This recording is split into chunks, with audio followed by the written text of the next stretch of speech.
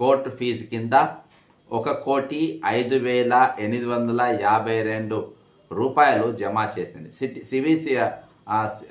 City civil court చరిత్రలో ఇంత పెద్ద మొత్తంలో కోర్టు ఫీజు రావడం ఇదే తొలిసారి అని న్యాయవాద వర్గాలు పేర్కొంటున్నాయి. రవిప్రకాష్ జూలై 14న ప్రచారం చేసిన వీడియోలో తమ బ్యాంకును దొంగ ఫైనాన్షియల్ ఇన్స్టిట్యూట్ అని, ఫేక్ బ్యాంక్ గ్యారంటీలు ఇచ్చిందంటూ తీవ్ర ఆరోపణలు చేసినట్లు యూరో ఎగ్జిమ్ బ్యాంక్ పేర్కొంది. అంతర్జాతీయంగా పేరు ప్రఖ్యాతలున్న తమ బ్యాంకును నష్టం వాటిల్లేలా ఎలాంటి ధృవీకరణ, నిజ నిర్ధారణ లేకుండానే జూలై 14 నాటి వీడియోలో పరువు నష్టం జరిగేలా వ్యాఖ్యలు చేశారని ఆరోపించారు.